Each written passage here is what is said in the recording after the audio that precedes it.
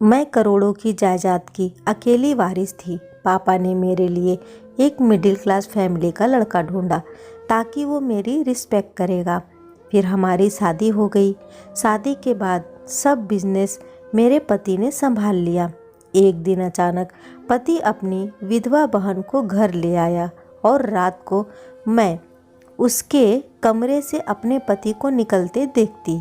एक दिन मैं रात को पति के पीछे गई और पति ने जो अपनी बहन के साथ किया, मेरी तो पैरों से ज़मीन खिसक गई, क्योंकि मेरा पति दफ्तर गया हुआ था और मैं घर के नौकरों के पीछे पीछे थी। घर का सारा काम मैं खुद अपनी निगरानी में करवाया करती थी। मुझे सुकून से बैठने की आदत नहीं थी। शादी के पहले मैं अपने पापा का कारोबार उनके साथ मिलकर संभालती थी, लेकिन शादी के बाद मैंने अपने घर को संभालना शुरू कर दिया था और कारोबार से खुद को फ्री करवा लिया था। मेरे पति विशाल बहुत ही पढ़ा लिखा और काबिल इंसान था। उसने बहुत ही अच्छे तरीके से सारा कारोबार संभाल लिया था और मुझे सभी फिक्रों से आज़ाद कर दिया। मैं और विशाल मुझे मिले एक बहुत बड़े बंगले में रहते थे और हमारी शादी को 4 महीने ही गुजरे थे। ये 4 महीने मेरी ज़िंदगी में बहुत ही खुशी भरे थे। विशाल ने मेरा बहुत ज़्यादा ख्याल रखा था। मैंने मेड से कहकर विशाल के लिए खाना तैयार करवाना शुरू कर दिया, क्योंकि वो दोपहर के खाने के लिए भी लौट कर आते थे। विशाल के आने से पहले मैं भी तैयार हो गई। मैंने सोचा था कि आज मैं उन्हें ऑफिस वापस नहीं जाने दूंगी, बल्कि उनके साथ कुछ शॉपिंग करने के लिए जाऊंगी। विशाल जब वापस आए तो वो अकेले नहीं थे, बल्कि उनके साथ एक औरत भी थी जिसे मैं पहली बार ही देख रही थी। विशाल ने मुझे बताया कि उनकी विधवा बहन अंजू है, जो अपने ससुराल वालों के साथ गुजारा कर रही थी, लेकिन अब उनके ससुराल वालों ने उसे घर से निकाल दिया है और विशाल के सिवा उसका कोई नहीं है। इसलिए वो मजबूरन अंजू को हमारे घर वापस ले आए हैं ताकि वो हमारे साथ रह सके। उन्होंने जितने प्यार और इज्जत से मेरी तरफ देखते हुए पूछा, प्रज्ञा, अगर मैं अपनी बहन को तुम्हारे घर में रख लूँ तो तुम्हें कोई दिक्कत तो नहीं होगी? तुम चाहो तो हम अंजू को सर्वेंट क्वार्टर में जगह दे देते हैं, लेकिन मेरी बहन का मेरे सिवा और कोई सहारा नहीं है, इसलिए मैं उसे अकेला नहीं छोड़ सकता। पहले ही उसको वक्त ने बहुत तकलीफ़ दिए हैं और वो जवानी में ही अपने पति की जुदाई का अकेलापन झेलने पे मजबूर है। मैं इसे खुद से दूर नहीं कर सकता। विशाल की आंखों की नमी देखकर मैं तड़प उठी। मैंने नाराज़गी का जाहिर करते हुए कहा कि विशाल, आप कैसी बातें कर रहे हैं? आपकी बहन मेरी भी कुछ लगती है, और भला मैं अपनी ननद को सर्वेंट क्वार्टर में क्यों जगह दूंगी? हमारा इतना बड़ा बंगला है, बहुत सारे कमरे खाली पड़े हैं, आप जो चाहे अंजू को वह कमरा दे सकते हैं। मेरी बात सुनकर विशाल का चेहरा खिल उठा। वो मेरा हाथ पकड़कर कहने लगा कि प्रज्ञा, मैं तुम्हारा एहसानमंद रहूँगा। मैंने उनसे कहा कि अगर आपने एक बार भी ऐसी बात कही तो मैं आपसे पूरी तरह नाराज़ हो जाऊंगी। मैंने आगे बढ़कर अंजू को भी गले से लगा लिया और विशाल से कहा कि आप इसे अपने कमरे में ले जाए, मैं सबके लिए खाना लगाती हूँ। विशाल ने अंजू को हमारे बराबर वाले कमरे में जगह दे दी। अब मैं सबके लिए खाना लगा दिया। थोड़ी ही देर में विशाल और अंजू भी खाने के लिए चले आए थे। मैं विशाल की बहन के बारे में कुछ भी नहीं जानती थी और ना ही शादी से लेकर आज तक विशाल ने कभी अपनी किसी बहन का जिक्र किया था। विशाल की बहन बहुत ही मासूम और खूबसूरत सी थी। वो सर झुकाए बैठी खाना खा रही थी और मैं अंदर ही अंदर सोच रही थी, ये किस्मत ने इस बेचारी पर कैसा सितम ढाया है। भरी जवानी में ही विधवा हो गई और कोई सहारा भी नहीं बचा। थोड़ी देर के बाद जब विशाल मेरे कमरे में आए तो मैंने उनसे पूछा कि आपने आज तक कभी भी मुझे किसी बहन का जिक्र नहीं किया। आपकी बहन तो बहुत ही प्यारी है, आप मुझे पहले ही इसके बारे में बताते तो हम खुद उसके ससुराल से यहाँ ले आते। वो कहने लगे कि अंजू ने अपनी पसंद से शादी की थी और पापा मम्मी के मृत्यु से पहले ही अंजू से सारे रिश्ते खत्म कर लिए थे। कुछ दिनों पहले ही मुझे पता चला कि अंजू विधवा हो गई है और मुझसे रहा नहीं गया, तो मैं उससे मिलने के लिए चला गया और उसके ससुराल वालों के व्यवहार देखकर मैंने यही फैसला किया है कि मैं उसे अपने साथ ले आऊं। मैंने विशाल के कंधे पर सर टिकाते हुए कहा कि आप बहुत अच्छे हैं और आपने बिल्कुल ठीक फैसला किया है।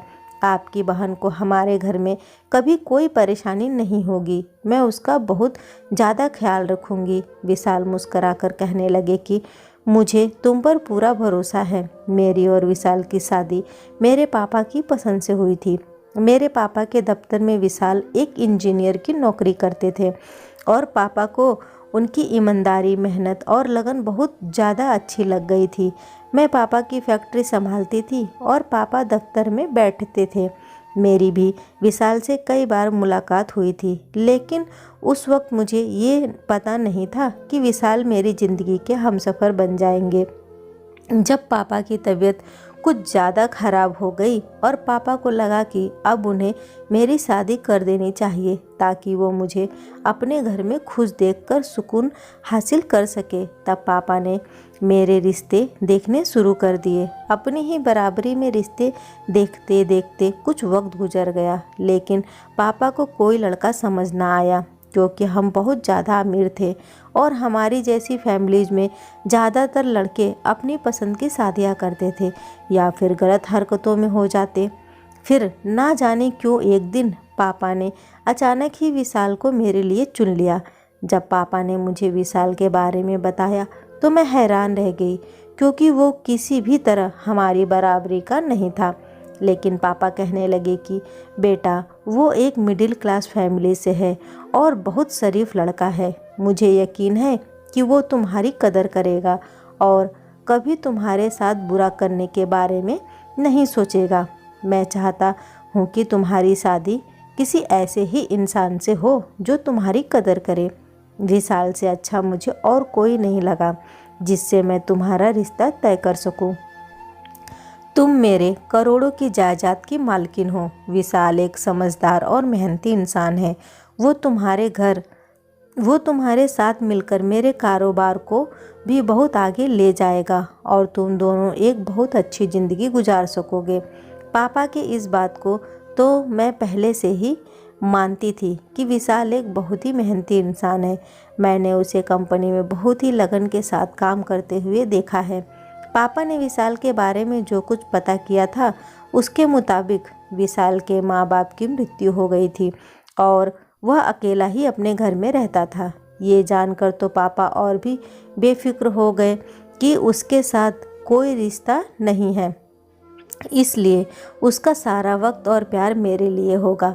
पापा ने एक दिन मौका देखकर विशाल से हमारे रिश्ते की बात की तो वो हैरान रह गया। मैंने और विशाल ने एक दो मुलाकातें की और हमारा रिश्ता पक्का हो गया। विशाल के कहने के मुताबिक पापा ने मेरी और उसकी बहुत अच्छे से शादी कर दी। शादी के बाद मैं और विशाल पापा के दिए हुए बंगले में आकर रहने लगे।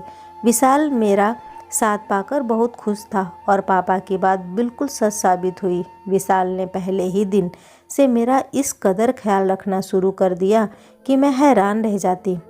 उसका बस चलता तो वो मुझे ज़मीन पर कदम भी ना रखने देता। शादी के बाद वो कहने लगा कि तुम घर में आराम करो और दफ्तर का काम की जिम्मेदारियां मुझ पर छोड़ दो। मैं पापा के साथ मिलकर सब कुछ संभाल लूँगा। मैं बहुत वक्त से पापा के साथ जिम्मेदारियां संभाल रही थी और अब थोड़ा सुकून चाहती थी और उसने मुझे सुकून देकर खुश कर दिया। विशाल मेहनत से पापा के साथ मिलकर उनका कारोबार संभाल रहा था। मैं पूरी तरह घर गृहस्थी में लग गई। पापा पहले से ज़्यादा बीमार रहने लगे थे। उन्होंने भी सब कुछ विशाल को ही सौंप दिया। वो कभी कभार एक बार दफ्तर का चक्कर लगा लेते और विशाल को काम करता देखकर बहुत खुश होते। उसने हमारे कारोबार को बहुत बुलंदियों पर पहुंचा दिया था। दिन बहुत ही खूबसूरती से गुजर रहे थे और मैं अपनी किस्मत पर खुश थी। जब अंजू हमारी ज़िंदगी में आई तो हम 2 से 3 हो गए। विशाल हमेशा की तरह दफ्तर चले जाते हैं और मैं घर के कामों के साथ साथ कभी कभार अंजू के कमरे में जाकर उससे भी बात कर लिया करती थी। वो बहुत ही कम बात करती, लेकिन मुझे उसकी आदत मिजाज बहुत अच्छा लगता था। मैं जब भी उसके कमरे में जाती तो वो खामोशी से मेरी बातें सुनती रहती और कुछ ना कहती। शायद हालात ने उसे बहुत ज़्यादा तकलीफ़ पहुंचाई थी। यह तकलीफ़ मुझे उसकी आंखों में दिखाई देती थी। मैं चाहती थी कि अंजू भी ज़िंदगी की तरफ लौट आए, इसलिए मैं उसे कमरे से बाहर आने को कहती रहती। एक दिन जब दफ्तर से वापस विशाल आए तो थोड़ी ही देर बाद अंजू के कमरे से होकर मेरे पास आए और कहने लगे कि तुम अंजू के कमरे में ना जाया करो, उसे कुछ वक्त के लिए अकेले छोड़ दो, वो खुद ही अपने दुखों से निकल आएगी। उसे किसी से भी अपने दुख के बारे में बात करना अच्छा नहीं लगता और तुम्हारे बार बार उससे बात करने से वो परेशान हो गई है और यहाँ से जाने की बात करती है। यह सुनकर मैं परेशान हो गई कि कहीं विशाल मुझे गलत ही न समझ ले, इसलिए मैंने उनसे कहा, क्यों, मैं अंजू के कमरे में नहीं जाऊँगी, मैं तो बस उसे ज़िंदगी की तरफ लौटता हुआ देखना चाहती थी। विशाल मेरा हाथ पकड़कर कहने लगे कि मैं जानता हूँ प्रज्ञा, तुम्हारे इरादे बहुत ही साफ होंगे, लेकिन इस वक्त वो तन्हाई चाहती है, इसलिए उसे अकेला रहने दो। मैंने विशाल से वादा किया कि मैं अब अंजू को परेशान नहीं करूँगी। वैसे भी आजकल मेरे पास बहुत ही ज़्यादा काम था।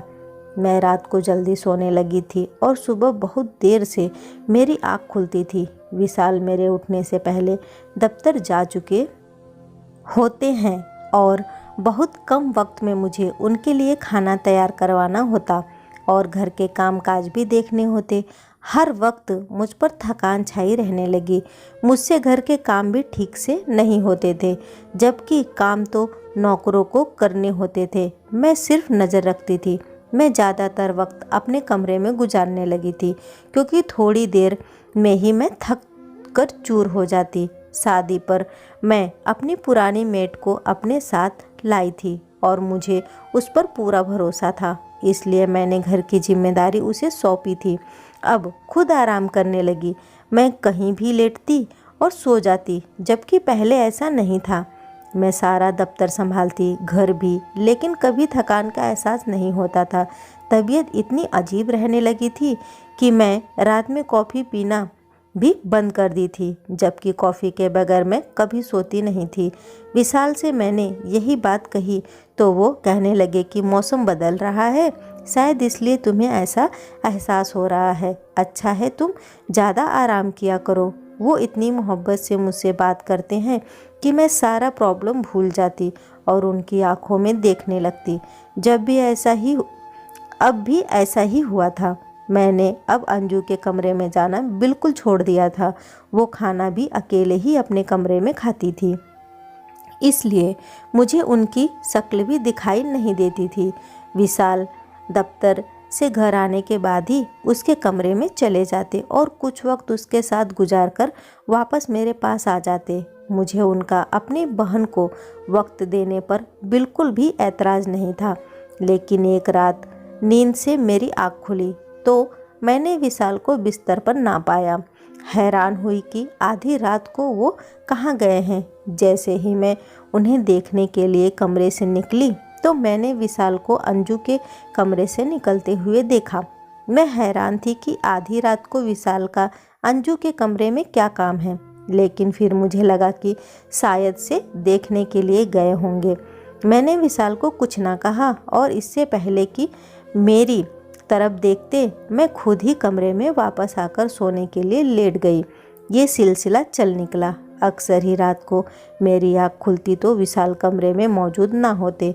मुझे यह बात समझ नहीं आती थी कि विशाल का आधी रात को अपनी बहन के कमरे में जाना क्यों ज़रूरी है, जबकि वह दफ्तर से आते ही अपनी बहन के कमरे में जाते हैं।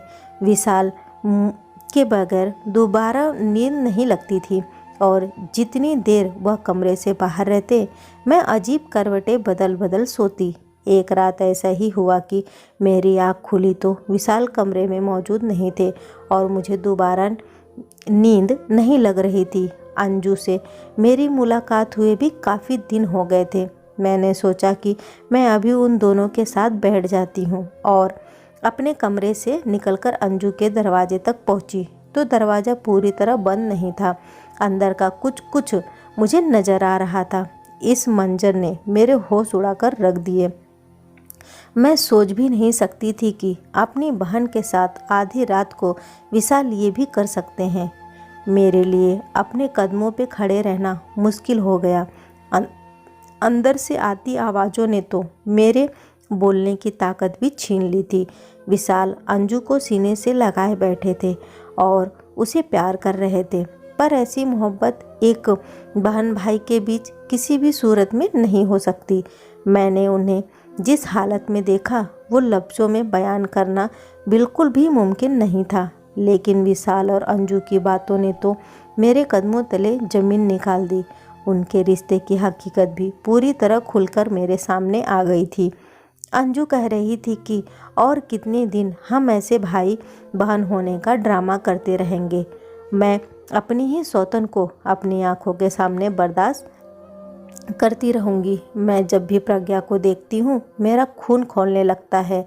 अब मेरा दिल चाहता है कि मैं उससे हमारी ज़िंदगी के से बाहर निकाल फेंकूं।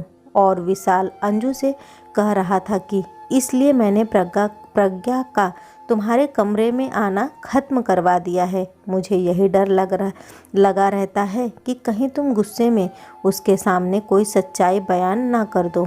बस कुछ दिनों की बात है, फिर प्रज्ञा और उसके बाप से हमेशा के लिए हमारी जान छूट जाएगी और यह सारी दौलत जायदाद हम दोनों पति पत्नी के हो जाएंगी। अंजू कह रही थी कि इतने दिनों से इसी बात का तो इंतज़ार कर रही हूँ, लेकिन आप हर रात उसके साथ उसके कमरे में होते हैं और मैं यहाँ अंगारों पर लेटती हूँ। यह सोचकर मेरा दिल जलता है कि आपने उसे अपने बाहों में ले लिया है। विशाल उससे कह रहा था कि अंजू तुम ही मेरी पहली और आखिरी मोहब्बत हो और ये सब मैंने तुम्हें एक नई ज़िंदगी देने के लिए किया है।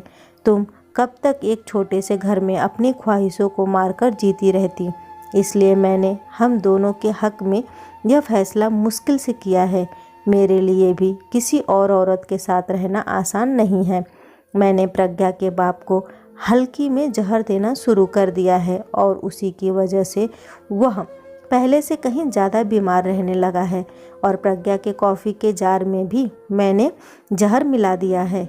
वह रोज़ाना कॉफ़ी पीकर सोती होती है और यकीनन उसके शरीर में भी जहर अपना असर दिखा रहा है, इसलिए वो ज़्यादातर वक्त सोती रहती है। मैं भी इसीलिए इतनी आसानी से तुम्हारे पास आ जाता हूँ, क्योंकि मुझे पता है कि वो एक बार सो जाएगी तो फिर सुबह ही खबर लेगी। सब बस कुछ दिन और बर्दाश्त कर लो, फिर प्रज्ञा और उसके बाप का किस्सा हमेशा के लिए ख़त्म हो जाएगा और हम दोनों एक आलीशान बंगले में एक साथ पूरी ज़िंदगी गुजारेंगे। वो अंजू से अपनी बेतहाशा मोहब्बत का पूरी तरह इजहार कर रहा था। मैं उदासी की हालत में दरवाजे से टेक लगाए खड़ी थी।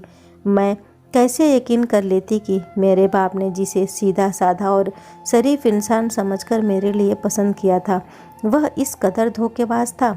विशाल के लिए मैं सिर्फ और सिर्फ एक प्राइस ब्रांड थी जिसके ज़रिए वह अपनी ज़िंदगी बदलना चाहता था। मेरे बाप को भी उसने मौत के करीब पहुंचा दिया और वह जल्दी ही मुझसे छुटकारा पाना चाहता था। उससे बहुत अच्छी तरह मालूम था कि मेरे और मेरे बाप के मरने के बाद सब कुछ खुद ब खुद उसके हवाले हो जाएगा, इसलिए वो हमारे आगे अच्छा बनने का ड्रामा करता था। मुझे एकदम चक्कर महसूस होने लगे थे। शरीर में कमजोरी तो बहुत ही दिनों से थी, इसलिए मैं लड़खड़ा गई। विकास को और अंजू को मेरी मौजूदगी का एहसास हो गया। जैसे ही उन दोनों की नज़र मुझ पर पड़ी तो उनके चेहरे का रंग बदल गया। विशाल को तो इस बात का पता भी नहीं था कि मैं पिछले कुछ दिनों से कॉफ़ी नहीं पी रही थी और शायद इसीलिए मुझे रात के वक्त नींद नहीं आती थी, जबकि मैं सुबह कॉफ़ी पीती और सारा दिन नशे में रहती। विशाल हैरत से कहने लगा कि प्रज्ञा, तुम यहाँ क्या कर रही हो? मैं तो अंजू को देखने के लिए आया था। विशाल को महसूस नहीं हुआ था कि मैंने उन दोनों की सारी बातें सुन ली हैं और उन्हें एक साथ देख लिया है। ये सही वक्त नहीं था कि मैं विशाल को यह बताती कि मैं उसकी सच्चाई जान गई हूँ। इसलिए मैंने झूठ का सहारा लिया और विशाल से कहा कि मुझे नींद नहीं आ रही थी, इसलिए मैं उसे बुलाने के लिए आई हूँ। विशाल मरे मरे कदमों से मेरे साथ कमरे में लौट आया। सारी रात मैंने बहुत मुश्किल से अपने आंसुओं को रोक कर रखा था। मैं विशाल से बहुत ज़्यादा मोहब्बत करने लगी थी। मैंने दिल से उसे अपना माना था, लेकिन उसने मेरे एतबार को तबाह कर दिया था। सुबह होते ही विशाल दफ्तर के लिए निकल गया और मैंने मौका देखकर SHO साहब को फ़ोन मिलाया, जो मेरे पापा के दोस्त हैं। मैंने रोते हुए उन्हें सारी हकीकत बताई। उन्होंने मुझे यकीन दिलाया कि वह सब कुछ ठीक कर देंगे और थोड़ी ही देर में पुलिस वालों के साथ हमारे घर चले आए। सबसे पहले अंजू को कमरे में बंद कर दिया। मेरी कॉफ़ी के जार को अपने कब्जे में लेकर उन्होंने उसका टेस्ट करवाने के लिए भेज दिया कि यह साबित हो सके कि विशाल ने मुझे जहर देने की कोशिश की है। एक लेडीज़ कांस्टेबल को बुलाकर अंजू से भी पूछताछ शुरू कर दी गई, तो वो भी किसी रट्टू तोते की तरह सच बोलती चली गई। विशाल जानता था कि मेरे पापा मेरे लिए रिश्ता देख रहे हैं, इसलिए उसने सबसे पहले अंजू को छोड़कर एक दूसरा घर किराए पर लिया और जानबूझकर पापा के नज़रों के आगे हीरो बन गया। कुछ उसकी किस्मत रंग दिखा गई और पापा को अपने जाल में फंसाने में वह कामयाब हो गया। अंजू और विशाल ने एक दूसरे से लव मैरिज की थी और अब वह दोनों गरीबी के हाथों तंग आ चुके थे। एक अच्छी ज़िंदगी गुजारना चाहते थे, जिसके लिए उन्होंने मेरी ज़िंदगी बर्बाद करने का फ़ैसला किया।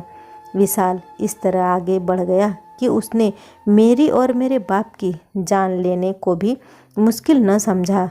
अंजू के बयान से सारे मामले को इस कदर आसान बना दिया था कि SHO साहब ने फ़ौरन ही विशाल को भी गिरफ्तार कर लिया। मैंने मुकदमा दायर कर दिया था और अपने पापा का इलाज शुरू कर दिया। उनके शरीर में काफ़ी जहर जा चुका था, जिसकी वजह से वह बिस्तर पर पड़ गए थे। आज विशाल और अंजू जेल की सलाखों के पीछे थे और अपनी लालच का अंजाम भुगत रहे थे। मैंने और पापा ने नए सिरे से कारोबार को देखना शुरू कर दिया था और हम अपनी ज़िंदगी में आगे बढ़ गए थे। कभी कभी कुछ लोग जैसे दिखाई देते हैं वैसे बिल्कुल भी नहीं होते, इसलिए अपनी बेटियों की किस्मत का फैसला करते हुए अच्छी तरह छानबीन जरूर करनी चाहिए। धन्यवाद दोस्तों। कैसी लगी ये कहानी मुझे कमेंट करके ज़रूर बताइएगा। वीडियो को लाइक और चैनल को सब्सक्राइब करना न भूलें। कहानी सुनने के लिए आपका बहुत बहुत धन्यवाद।